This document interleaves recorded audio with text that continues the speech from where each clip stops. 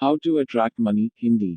How to attract money में doctor Joseph Murphy ने अपने जीवन में धन और समृद्धि को अट्रैक्ट करने के तरीकों के बारे में लिखा है। इस किताब में हम सीखेंगे कि पैसे से दोस्ती कैसे करें, वेल्थ के बारे में जागरूकता कैसे विकसित करें, अपनी एबिलिटीज में अपने विश्वास को फिर से कैसे रिस्टोर करें, हमेशा सरप्लस कैसे रखें और अबंडेंस में कैसे जिया करें। हमारी आज की समरी किताब हाउ टू अट्रैक्ट मनी है, जिसको डॉक्टर जोसेफ मर्फी ने लिखा है।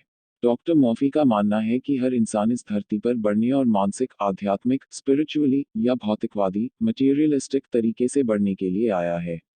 एक अबंडेंस से भरी जिंदगी जीने के लिए जितनी वेल्थ जरूरी है उतनी वेल्थ हम सब डिजर्व करते हैं। इस किताब में हम सीखेंगे कि कैसे पैसा को अपना दोस्त बनाया जा सकता है, वेल्थ को कैसे डेवलप किया जा सकता है, अपनी एबिलिटीज में अपने विश्वास को कैसे बढ़ाया जा सकता है और हमेशा वो कैसे पाया जा सकता है जो कभी खत्म ना हो। हमारी अमीर बनने की इच्छा एक खुश और अद्भुत जिंदगी जीने की इच्छा है। इसलिए अपने पैसों की सोच को बदलते हैं और फाइनेंशियल सक्सेस या प्रॉस्पेरिटी का मंत्र जाने के लिए ये सारांश अंत तक जरूर पढ़ें। आमिर बनने का आपका अधिकार। अमीर बनाना हमारा अधिकार है। हम सब इस धरती पर एक भरपूर जिंदगी जीने, खुश रहने और आज़ाद रहने के लिए आए हैं। एक खुशहाल जिंदगी जीने लायक पैसा हम सबके पास होना ही चाहिए। हम सबको लग्जरी या ब्यूटीफुल जिंदगी जीने का पूरा हक है। लोगों के पास पैसा ना होने का सबसे बड़ा करना है, वो पैसे को खराब मानते हैं। उनका मानना है कि पैसा ही सारी बुराइयों की जड़ है। एक और कारण है लोगों के पैसा न कमाने का, क्योंकि उनको गरीबी अच्छी लगती है और उनकी ऐसी सोच का कारण उनका ऐसा पालन पोषण और अंधविश्वास हो सकता है। लेकिन गरीबी में कोई अच्छी बात नहीं है। बाकी बीमारियों की तरह ये भी एक दिमागी बीमारी ही है। अगर आप फिजिकली बीमार होते हैं तो आपको लगता है आपके साथ कुछ दिक्कत है या आप अपनी स्थिति सुधारने के लिए आप कुछ न कुछ करते हो। वही तरीके से अगर आपकी जिंदगी में पैसा भी लगातार नहीं आता तो आपके साथ कुछ दिक्कत है जो आपको बदलने की जरूरत है। हम सब सफल होने, जीतने या सभी परेशानियों से लड़ने के लिए पैदा हुए हैं। अगर आपकी जिंदगी में आर्थिक रूप से कमी है तो आपको उसके लिए कुछ करना चाहिए। सबसे पहले पैसे से जुड़े जितने भी अंधविश्वास या कहानियां हैं उससे खुद से दूर कर लें। पैसे को खराब या अपना दुश्मन न समझें, क्योंकि अगर आप ऐसा करोगे तो आप खुद ही पैसे को खुद से दूर कर रहे हो। कुछ लोग कहते हैं कि पैसे के लिए मर्डर हो जाते हैं, पैसे के लिए चोरियां होती हैं या पैसा हजारों क्राइम्स का कारण है, लेकिन फिर भी ये सब पैसे को खराब नहीं बनाते। इसके कुछ उदाहरण देखते हैं। अगर एक इंसान किसी को मारने के लिए $50 देता है तो उसने अपने खराब उद्देश्य के लिए पैसा का इस्तेमाल किया है, ना कि इसमें पैसा खराब है। उसी तरह वो बिजली या पानी का इस्तेमाल कर सकता है किसी को मारने के लिए, लेकिन इसमें बिजली या पानी खराब नहीं है। इसी तरह अगर आपके हाथ में सुई चुभ जाती है तो उसमें सुई की गलती नहीं है। हमें ये पता होना चाहिए कि जिन चीज़ों का इस्तेमाल क्राइम्स में होता है उसमें चीज़ों का कोई दोष नहीं होता। हमें उन चीज़ों को कैसे इस्तेमाल करते हैं वो तय करते हैं कि ये हमारे लिए आशीर्वाद होगा या वो हमको नुकसान पहुंचाएंगे। सब कुछ छोड़कर सिर्फ पैसे से प्यार आपको जरूर असंतुलित जीवन दे सकता है। कुछ लोगों को सिर्फ पाओ चाहिए और कुछ लोगों को सिर्फ पैसा। अगर आपका दिल सिर्फ पैसे पर आ गया है और बाकी कुछ आपके लिए मैटर नहीं करता तो आपको शायद पैसा तो मिल जाएगा लेकिन बैलेंस्ड लाइफ नहीं मिलेगी। अगर आप अपना सारा समय और एफर्ट सिर्फ एक्सटर्नल चीज या पैसा पाने में ही लगाएंगे तो आपके पास मन की शांति, प्यार, खुशी और परफेक्ट हेल्थ की कमी रह जाएगी। सिर्फ पैसे का प्यार लाइफ में फ्रस्ट्रेशन देता है, निराशा देता है या यहाँ इस केस में इसको सारी मुसीबतों की जड़ कहा जा सकता है। अगर आपने पैसा कमाने को अपनी लाइफ का एक मात्र मकसद बनाया है तो आपने लाइफ की सबसे बड़ी गलती की है। आपको ऐसा लगता है कि आपको लाइफ में बस पैसा ही चाहिए, लेकिन अपने बहुत सारे प्रयास के बाद आपको एहसास करते हैं कि आपको सिर्फ पैसा नहीं चाहिए। आपको वास्तव में मन की शांति या प्रचुरता चाहिए। आप पैसे के साथ भी मन की शांति, उत्तम स्वास्थ्य पा सकते हैं। धन भगवान की सुंदरता एवं प्रचुरता का प्रतीक है और इसको इस्तेमाल ऐसे किया जाना चाहिए कि इसका आशीर्वाद हमारे ऊपर हमेशा बना रहे। ये राष्ट्र की इकोनॉमिक हेल्थ का भी सिंबल है। जब बॉडी में हमारा ब्लड सही मात्रा में होता है तो हम हेल्दी होते हैं, ऐसे ही जब पैसा भी हमारी लाइफ में सही मात्रा में होती है तो हम इकोनॉमिकली हेल्दी होते हैं। धनवान होना भी सचेत होने की ही एक दशा है।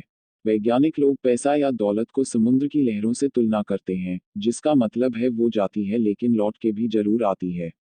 लहरें कभी नहीं रुकी। वही ऐसे ही धन भी नहीं, अगर हम भगवान पर भरोसा बनाए रखें।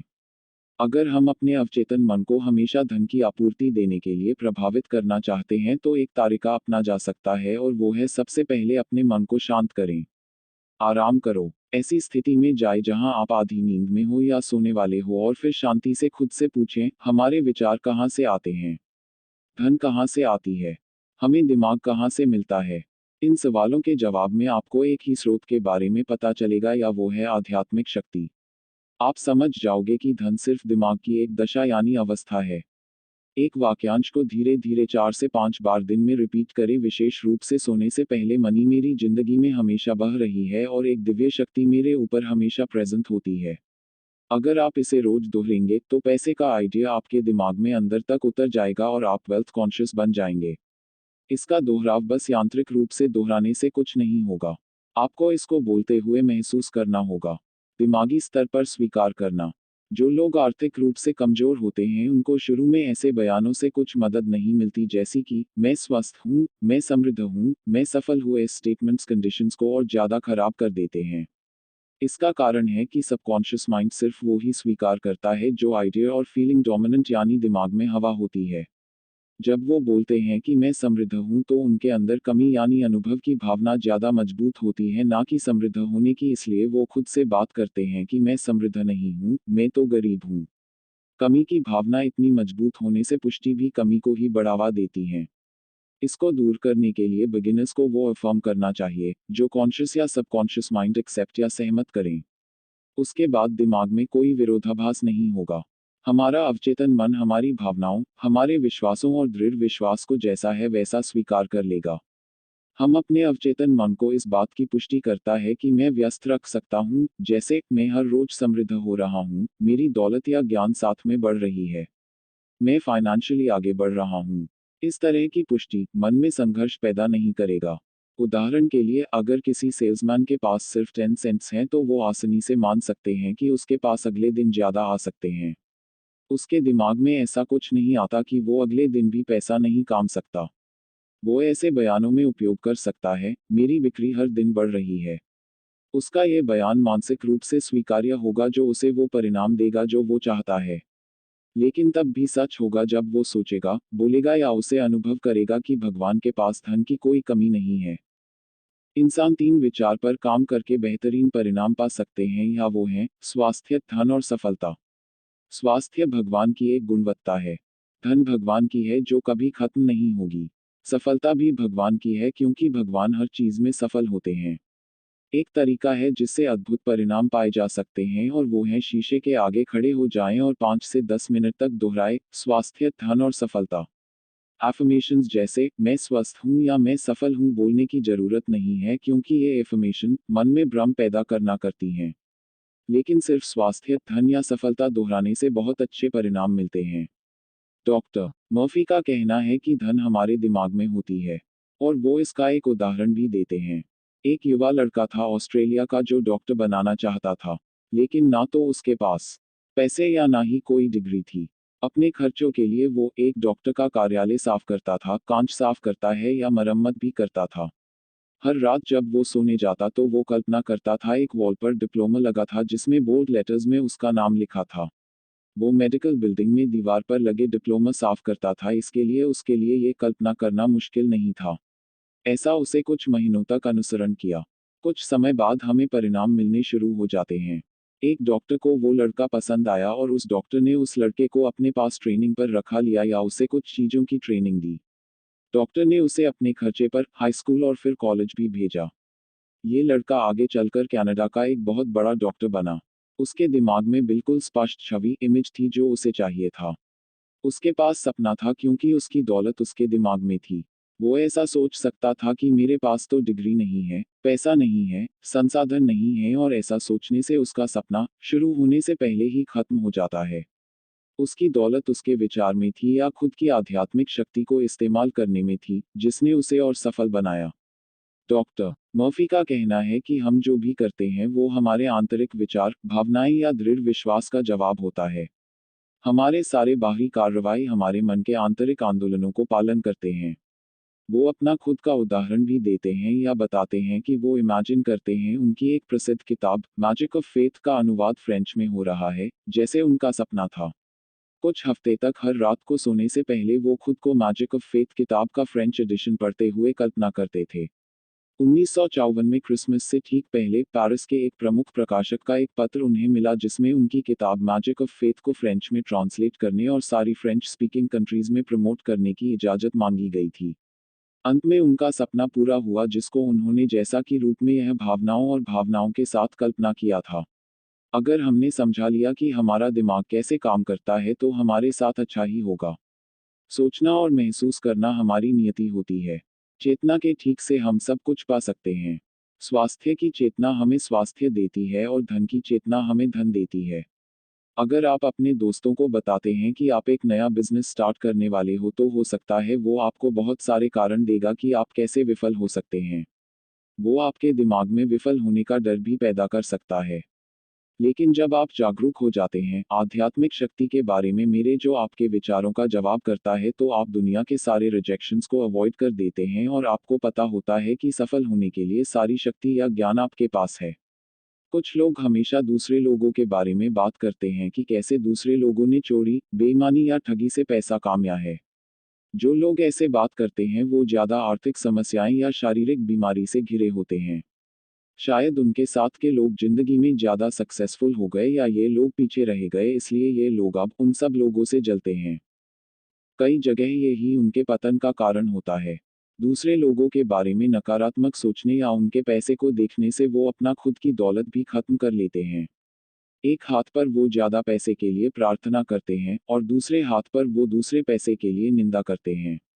हमको हमेशा दूसरे को आशीर्वाद देना चाहिए। उनकी सफलता में खुश होना चाहिए। जब आप ऐसा करते हो तो आप खुद को ही आशीर्वाद दे रहे होते हो। अब आप किसी एक ऐसे इंसान के बारे में सोच रहे होंगे जिसने दूसरे को धोखा देकर या बेईमानी से दूसरों का आर्थिक रूप से फायदा उठाया हो।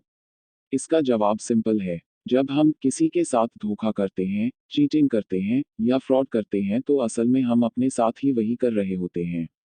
असल में हम अपने आप को चोट पहुंचा रहे हैं।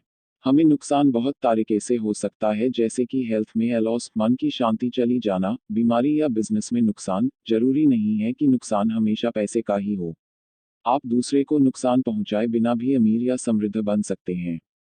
कुछ लोग हमेशा अपने आप से चोरी कर रहे होते हैं, स्वास्थ्य, खुशी, आनंद या प्रेरणा की चोरी। कुछ लोगों को लगता है उन्हें कभी चोरी नहीं की लेकिन ये सच नहीं है। जब भी हम किसी से जलते हैं, उसका बुरा सोचते हैं, या उनकी दौलत या सफलता को मन ही मन कोसते हैं तो असल में ये खुद से ही चोरी करने जैसा है।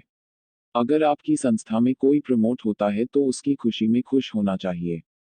उसे मन से बधाई दें। अगर किसी के उम्र बढ़ने से आप गुस्सा या नाराज हो तो अपना खुद का नुकसान कर रहे हों।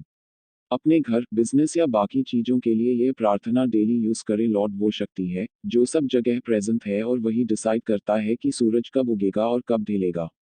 उनकी नज़र हमेशा हमारे बिजनेस, हमारे घर पर है और हर उन चीजों पर है जो हमारी है। आप सबको अपनी समस्याओं का समाधान अपने अंदर ढूंढना चाहिए। अगर आपको फाइनेंशियल प्रॉब्लम है तो सोने से पहले ये प्रार्थना हमेशा रिपीट करें, अब मैं आराम से सोऊंगा, मैंने सब कुछ भगवान पर छोड़ दिया है क्योंकि भगवान के पास सारे जवाब हैं। जैसे ही सुबह सूरज उगेगा मुझे मेरे जवाब मिल जाएंगे क्योंकि सूर्य कभी उदय कभी असफल नहीं होता। फिर सोने जाएं। आने वाले उजाले के लिए प्रार्थना करें। हर रात अपनी नींद को बहुत अच्छी बनाएं। गरीबी में जब आप भूखे होते हो तो आप खाना ढूंढते हो, जब आप परेशान होते हो तो शांति चाहते हो, जब आप कमजोर होते हो तो ताकत ढूंढते हो। आपकी समृद्धि की चाहत भी एक भगवान की ही आवाज है जो आपको बोलती है कि बहुतायत आपकी है। इसको अपनी हर रोज की प्रार्थना में जरूर बोले, भगवान ही सारी शक्तियों का जरिया है। भगवान की शक्तियां ही मेरी शक्तियां हैं। मैं हमेशा अपनी सच्ची वर्थ के लिए सचेत रहता हूँ। मैं अपने टैलेंट्स को यूज करके अमेजिंग रिजल्ट्स पा सकता हूँ। भगवान को धन्यवाद। अमीर बनने का रास्ता। वेल्थ हमारे दिमाग में होती है। मान लो अगर किसी डॉक्टर की सारी डिग्री या औजार चोरी हो जाए तो भी एक्चुअल नॉलेज और वेल्थ उसके दिमाग में होती है। वो अभी भी लोगों का इलाज कर सकता है। बस उसके डॉक्टर के पाई के सिंबल्स चोरी हो गए हैं। लेकिन उसकी दौलत, उसकी मानसिक क्षमता, उसकी दूसरों को मदद करने की नॉलेज या मानवता को योगदान करने में है। डॉक्टर मर्फी बाइबल में यूज हुए एक passage change the water into wine का मतलब समझाते हैं। ये एक संपूर्ण स्वास्थ्य, प्रसन्नता, मन की शांति या समृद्धि पाने का उत्तर है। शराब का मतलब बाइबल में हमेशा होता है अपने सपने या योजना की प्राप्ति होना। दूसरे शब्दों में यह वो चीज है जो आप पूरी करना, हासिल करना या पाना चाहता हो। पानी का मतलब आमतौर पर आपके दिमाग या चेतना से है। पानी को जिस भी बर्तन में डाला जाए वो उसकी शेप ले लेता है। वही ऐसे ही आप जो भी विश्वास करते हो या हमें फील करते हैं, वो आप अचीव करते हो। इसको ही पानी को वाइन में बदलना कहा गया है। डॉक्टर मर्फी यहाँ अपना एक क्लाइंट का उदाहरण शेयर करते हैं। पानी को वाइन में बदलकर अपनी जिंदगी का पहला चमत्कार किया। उस लड़की का एक बहुत अच्छा सा सैलून था, लेकिन उसकी माँ बीमार पड़ गई या उसे घर पर रहना पड़ा। उसकी अनुपस्थिति में उसके सहायकों ने पैसे का हेर फेर कर दिया या यहाँ तक कि वो लड़की दिवालिया हो गई, उसका घर बिक गया या उसके ऊपर बहुत सारा कर्जा भी चढ़ गया। वो लड़की अपनी माँ के हॉस्पिटल बिल्स तक नहीं भर पा रही थी और ना ही उसके पास कोई काम था। ये लड़की दुनिया से लड़ रही थी। उसका कहना था, मैं सब कुछ खो चुकी हूँ, मैं अपने बिल्स नहीं भर सकती। मैं प्रे नहीं कर सकती क्योंकि मैंने उम्मीद खो दी है। डॉक्टर मर्फी ने इस लड़की को पानी को वाइन में बदलने का फॉर्मूला समझाया, तब उसे समझ आया कि उसको दुनिया से नहीं बल्कि अपने मन की लड़ाई को ठीक करना होगा। ये वही चीज हमारे साथ भी होते हैं। हमारे मन में हमेशा एक वार चलती रहती है। हम अपनी संपत्ति या अन्य इच्छाओं को पूरा न होने के लिए बाहरी वातावरण को दोष देते हैं। प्रार्थना हमें हमारे मानसिक संघर्ष से बाहर निकालती है। प्रार्थना एक तरह की मानसिक विवाह की दावत होती है जहां विचार और भावनाएं ही हमारी नियति है। जैसा हम अपने अंदर सोचते हैं या महसूस करते हैं, वैसे ही हमारी बाहरी दुनिया होती है जो हमारी बॉडी, फाइनेंसेस, एनवायरनमेंट और सोशल पोजीशन आदि है। हमारे आंतरिक मूवमेंट्स हमारे बाहरी मूवमेंट्स को कंट्रोल करते हैं। भगवान आपके लिए क्या है? आध्यात्मिक शक्ति को भगवान का नाम दिया गया है। गॉड एक वो इनविजिबल सोर्स है जहां से सारी चीज आती है। एक आध्यात्मिक शक्ति है जो हमारे सारे विचार का प्रतिसाद देती है। एक इंसान जब प्रार्थना करता है तो अपनी काम को भगवान में विश्वास या विश्वास में बदल सकता है। जैसे ही उसका विश्वास आध्यात्मिक शक्ति में होता है, उसकी जीत की फीलिंग स्ट्रांग होती जाती है। ये आपकी प्रार्थनाओं का उत्तर भी देता है। दिन भर में हजारों तरह के विचार, ओपिनियंस, दृश्य और ध्वनियां हमारे कानों या आंखों में पड़ते हैं। ये हमारी पसंद है कि हम ऐसे विचार को अस्वीकार कर दें या उनको मनोरंजन करते रहें। डॉक्टर मर्फी ने जब ये सब अपने क्लाइंट को समझाया कि जो सैलून के मालिक थे, तब वो मेंटली अमीर हो गई। उसे सोचने और महसूस करने का नया तरीका अपना लिया। रात में बहुत शांत या रिलैक्स हो जाती, या अपनी इमेजिनेशन को यूज करना स्टार्ट किया। उसने 3 स्टेप्स फॉलो करने शुरू किए। उस लड़की ने इमेजिन करना शुरू किया कि बैंक मैनेजर उसको बैंक में बहुत पैसा डिपॉजिट करने के लिए बधाई दे रहा है। ऐसा वो 5 मिनट के लिए इमेजिन करती है। अपनी कल्पना में वो अपनी माँ को बोलते हुए सुनती कि बहुत खुश हैं अपनी बेटी की तरक्की से। ऐसा वो खुश होकर पूरी फीलिंग के साथ 3 से 5 मिनट तक देखती है। वो खुद की शादी होते हुए इमेजिन करती। 3 हफ्तों तक कुछ नहीं हुआ, वास्तव में उसकी स्थिति या खराब हो गई। उसे गिव अप नहीं किया या हार नहीं मानते हुए ये अभ्यास करती रही। 1 महीने के अंदर उसकी शादी हो गई या उसकी शादी में $24,000 का चेक गिफ्ट में मिला और अंत में उसने पानी को वाइन में बदलने का चमत्कार करने का अनुभव किया। जब भी आपके दिमाग में नकारात्मक विचार आएंगे, जो कि आएंगे ही, कभी अपने नकारात्मक विचारों से लड़ाई या झगड़ा न करें। बल्कि आध्यात्मिक या मानसिक फॉर्मूला अपनाएं और इसको रिपीट करें, भगवान मुझे सब कुछ दे रहा है, हर चीज का सल्यूशन गॉड के पास है। भगवान की दौलत ही मेरी दौलत है। हमारी प्रार्थना जहाज के कप्तान की तरह है। हमारे पास बस कहीं पूछने की मंजिल होनी चाहिए। जहाज के कप्तान को रास्ता मिलता है, उसी तरह हमारी प्रार्थनाओं को गंतव्य तक पहुंचाने का रास्ता पता है। या हम ब्रिज पर खड़े कप्तान की तरह हैं। हम विचार, राय, आदेश या विश्वास से मुझे आदेश दे रहे हैं। इमेजिन करो कि आपको बहुत बड़ा खजाना मिला है। इसको सोचिए, फील करें और नोटिस करें कि इस आइडिया पर आपकी बॉडी कैसी रिएक्ट करती है। इस रिएक्शन की इमेज को अपने दिमाग में बैठा लें। खुद की इस इमेज को पूरी खुशी या विश्वास के साथ बार बार सोचिए, और प्रार्थना के लिए आप ये मुमकिन कर सकते हैं। अपने मन को शांति, सफलता, धन या खुशी के विचारों में व्यस्त रखें। पूरी भावना या विश्वास के साथ हमको दौलत से शादी कर लेनी चाहिए। लेकिन साथ ही दिमाग में बहुत सा डर, शक, चिंता, आलोचना, ईर्ष्या या गुस्सा जैसी अतिरिक्त पत्नियां रखकर इस मैरिज के साथ फ्लर्ट न करें। निष्कर्ष, हम जो भी हेल्थ, वेल्थ और सक्सेस पाना चाहते हैं वो सबसे पहले इनविजिबल होती है। सब कुछ अदृश्य से ही बनता है। कुछ भी रियलिटी यानी ऑब्जेक्टिवली पाने से पहले अपने दिमाग में पाना होगा। वेल्थ की फीलिंग ही हमको वेल्थ प्रोड्यूस करती है क्योंकि प्रोड्यूस कॉन्शियसनेस की एक स्टेज है। ये वो स्टेट है जिसको हम फील करते हैं, विश्वास करते हैं या मेंटली जिसे मान लेते हैं। और लास्ट में अपने माइंड और हार्ट को खुला रखें या ये हमेशा याद रखें, गॉड ही हमारा पायलट है। गॉड ही हमें लीड कर रहा है या गॉड ही हमारा काउंसलर है जो हमें समृद्धि देगा।